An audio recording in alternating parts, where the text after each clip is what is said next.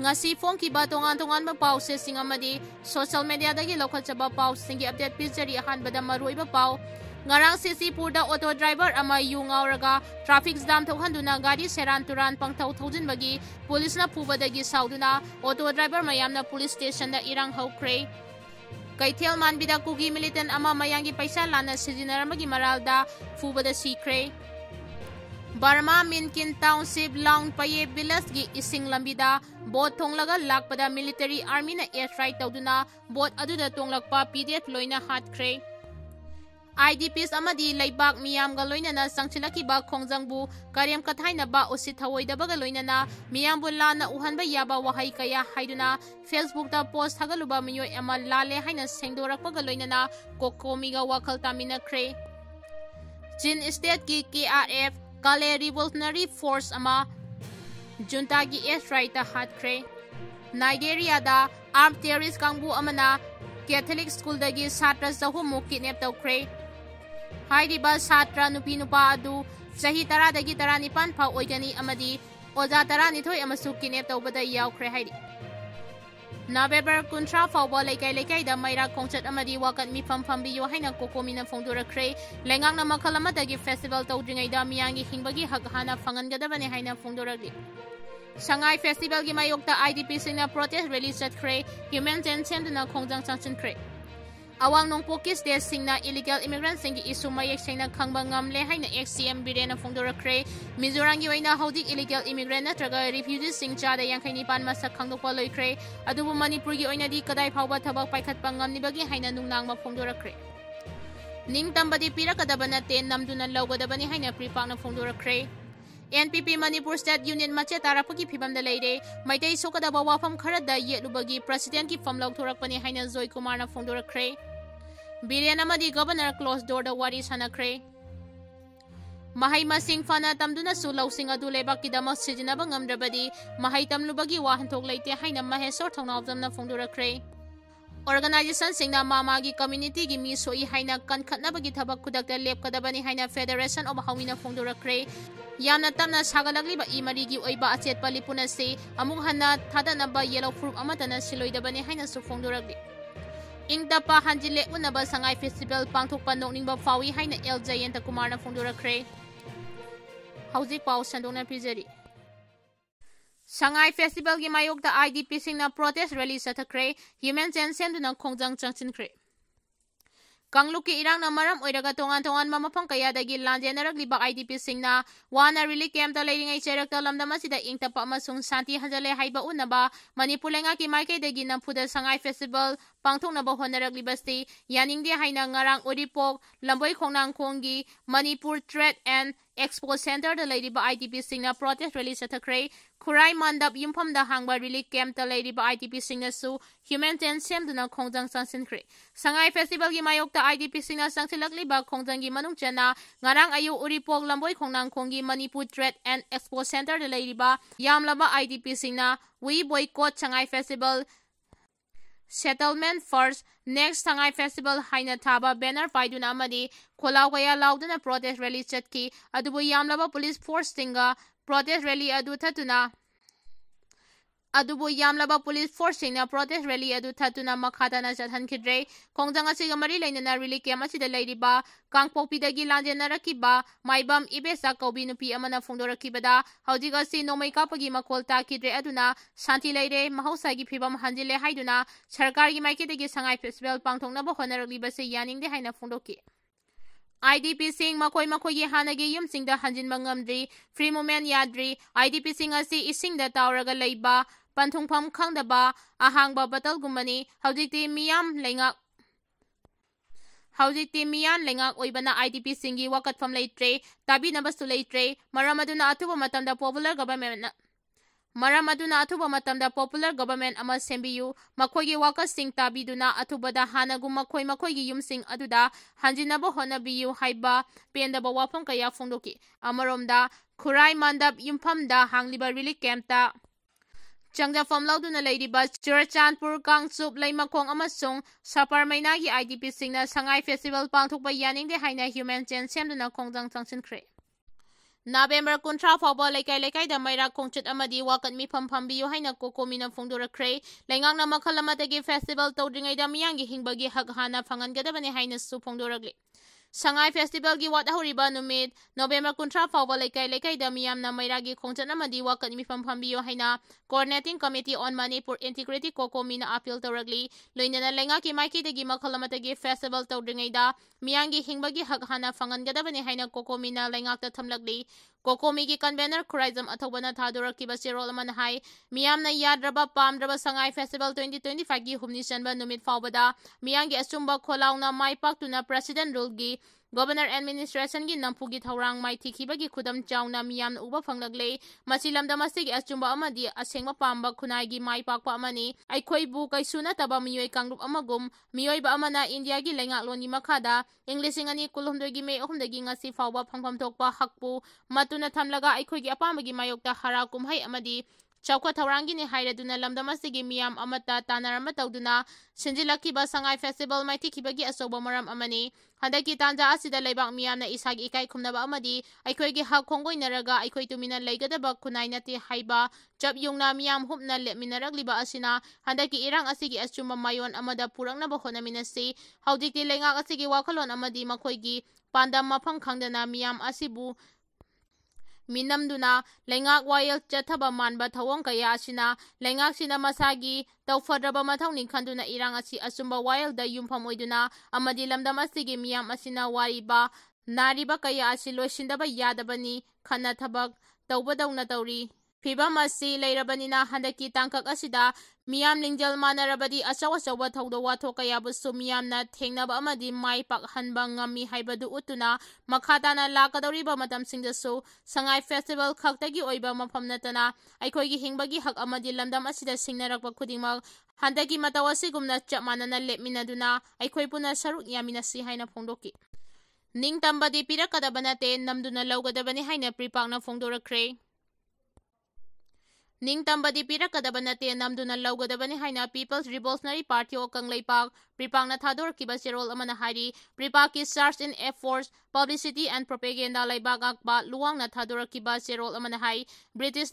India ama semdringagi mamangda India kauba laibak ama malemsigi karamba mafamda leirambage British na karigumba matamdugi Bharata laklamdrabadi ngasigi malemna uriba asoba India asi leiramdaba suyai ngasi mak India singna natana hariba kumsing lising amachama paniputareta British ki partisana tokai hankarba India haribasi kanana sema natraga karamba matamdagi leirakpa Indiano India gi ahanba Prime Minister Jawaharlal Nehru amasung Indian Constitution gi mapani hariba B.R. Ambedkar na matam amada India gi parliamenta partisana kaihankarba Indian sing punshinba pami haikibadu makhoigi racial oiba lamkarambagi masak masung machat adu uthokchabani ahanbada East India Company gi mingda lalonba lakiba British na tongan ba ningthaupanba leibak singbun namduna lawsilaga makhoigi lengakta khudong chanabagi damak India kauba lamdam ama semki tungda maraibaki ningtamba hanjinabagi damak British ki mayokta lanthengna kiba Bhagat Singha gumba maraibak ningba athoba kayabu terrorist haiba mingthol pisilaga thauriyanduna hatki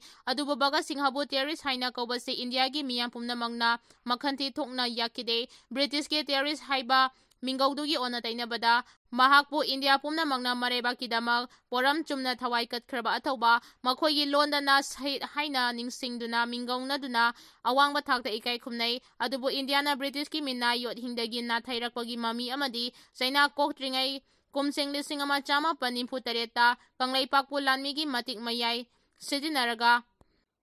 terrorist tawduna India gi loilamgi phibanungda namduna tinhanki Maraibak ningba Bhagat Singhabu British na terrorist kauba pangkhidaba Indiana ngasi makhoigi loilamgi ponggoidagi nanthoknaba ningtam ihau chathariba lamdamsigi ningtam yauloi singbu terrorist haina amuk mingaunari Indiana ningsingadabadi British na sembiramba makhoigi Khanguthaki India gi apunba lamgi saktam adu Kanglaibakna thugaigi haibanate makhoina terrorist tawraga namduna lawsankiba aikhoigi ireibak amuk handurau haibani haina phongdoki Biren amadi Governor closed door the wari sanakre hanagi se Minister and Biren amadi Manipur Governor Ajay Kumar Bahalaga Raj Bhavan da closed door the wari sanakre kari wari sanakibano haiba chapchana khangba ngamdrabasu state asigi law and order gi matangda kumna khanaki haina North East laibagi pau amana hairi loinana Manipur popular government ama sembaga mari leinana wari sanaramba yai haina su pau asina pali ing tapa hanjile unaba sangai festival pangthokpa nokningba phawi haina L Thokkhre na phongdorakre Manipur lengangna state asida ing tapa hanjile haina miyam unaba sangai festival pangthoklibase nokningba phawi haina hanagi minister L Thokkhre na phongdorakre Wafam Singarang Imphal West ki Pisumda Leiba Thokkhre gi yumda Kaisamthong Block Congress Committee ki office hangdokpagi thoramda phongdokhibani mangna makhatan hai state asida national highway singda free movement leirabra IDP sing masagi yumda hanjinba ngamlabra Manipur lengangna sinduna sangai festival pangthokliba sti state asida irang leitre chawkhatpagi lambida lakpa hore haina miyamda unaba tawbani adubu IDP sing asi sumasagi mayumda hanjinba ngamdana relief camp ta leiri national highway singda hodi fawba free movement mapung fana leiba udri hairiba problem asi hana solve tawdana sangai festival pangthokba haibasti nokningba phawi haina penda phongdoki loinana state asi hodi hiram khudimakta sothaduna leiri selthungi phibam phatri department khudimakta thabakki vacancy kaya leirabasu thabak hapang ngamdana leiri haiki Awang Nongpoki state singna illegal immigrants singi issue mayek thengna khangba ngamle haina ex-CM Birena phongdorakre Mizorangi oina haudik illegal immigrant natraga refugees sing jada yangkhaini ban masa khangdokpa loikre adubu Manipurgi oinadi kadai phawba thabak paikhatpa ngamlibage haina nungnangba phongdorakre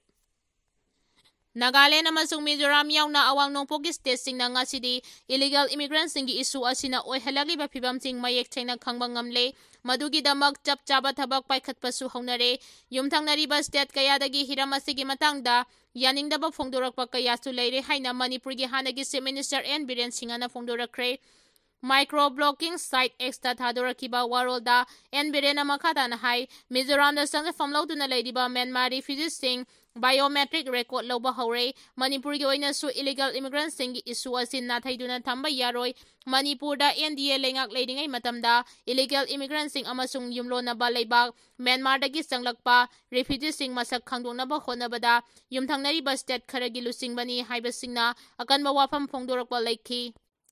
adubu ngasidi Nagaland amasung Mizoram yauna awang Nongpoki state singna refugees sing natraga illegal immigrants sing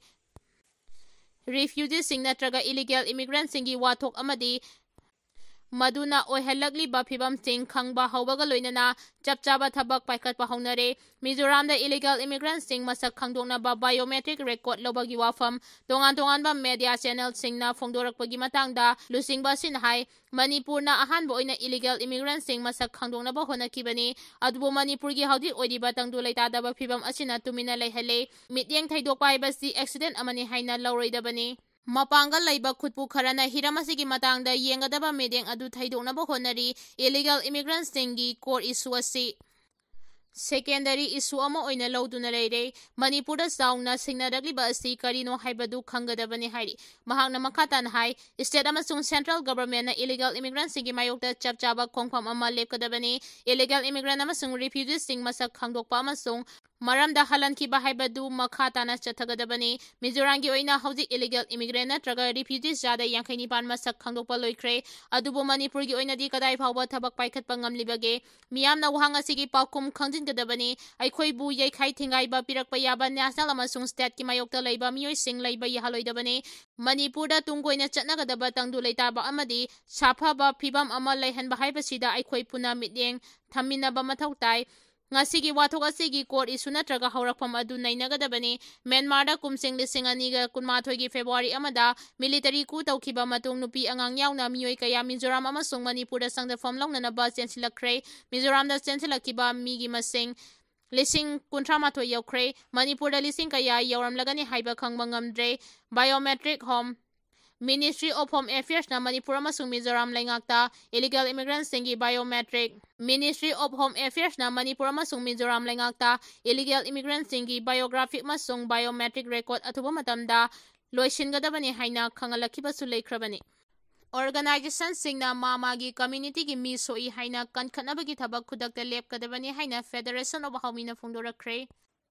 Yamna tapna sagalagliba marigi oiba asetpa lipunasi amuk hana thadanaba yellow furup amatana siloidabani haina su phongdoragi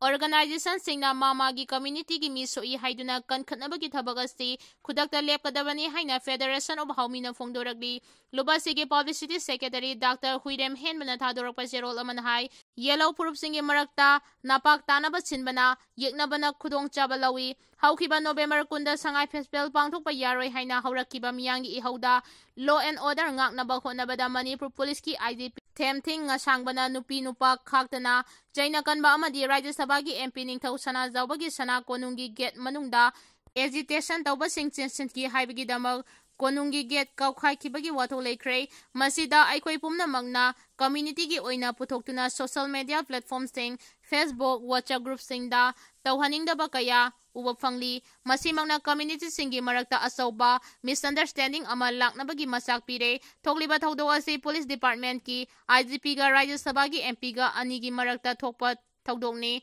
Thaudo Asiga Mari Lainana Police Department Ki Oina Achum Aran Thidoktana Logi Matung Ina Wild Chathagadabani Thaudo Asiga Mari Lainana Police Department Ki Oina Achum Aran Thidoktuna Logi Matung Ina Wild Chathagadabani Masida Mamagi Community Gi Mi Soi Haiduna Kankhanabagi Tabak Lepiyu Iramda Masida Matam Changna Amato Oina Himinaragiba Yellow Proof Singbu Kayarak Hanna Manung Amadi Mapangi Pataba Policy Kayana Singsep Thaduna Lagli Masibu Punsinaba Federation of Haumina Sahi Kharagi Mamangdagi Singamadi Tamgi Mafam Kayada Mifam Kaya Pangthokuna Lagli Yamna Tapna Ingna Sagalagliba Imarigi Oiba Achet Palipunasi Amung Hana Thadanaba Yellow Proof Amata Nasiloidabani Aikoi Puna Hingminabani Puna Hingminagadabani Hingminadabasu Yaroi Aduna Machet Makai Tabagi Thaba Kaidongaida Tawraidabani Loinana United We Stand Divided We Fall Haiba Paurosti Kauraidabani Hairagli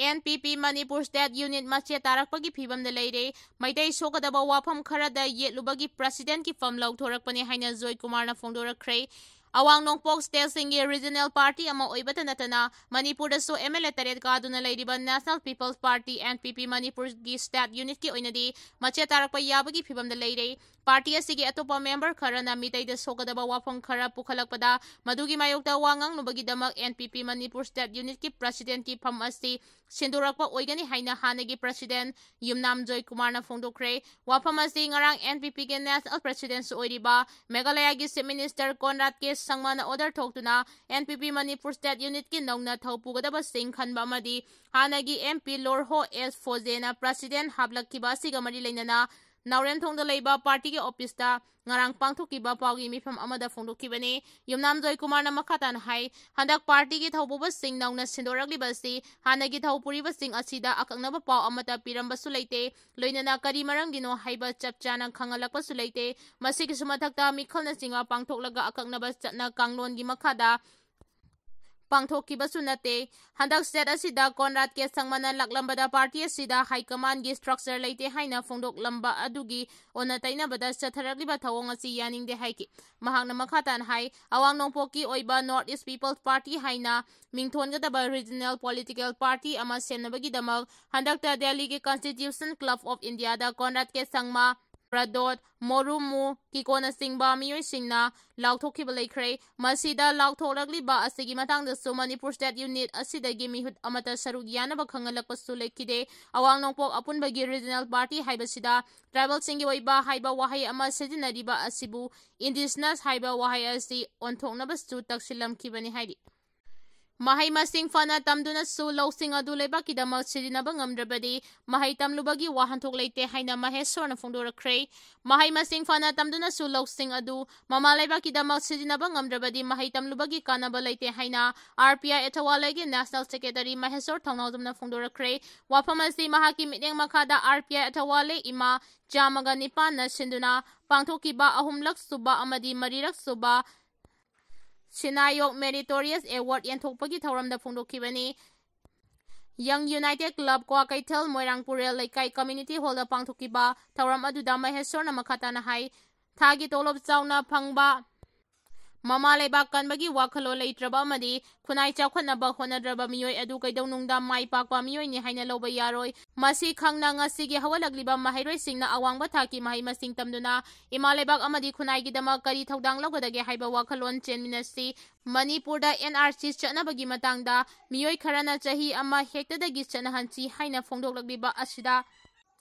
Miyamna yafam thokte kumjali singama chama panyankhaida Manipurda FMR chanahankiba amadi ILP lawthokkibana chahi ase yenglaga kumjali singama chama panyankhai mathoida yumpham oiraga NRC chanahangadabani hai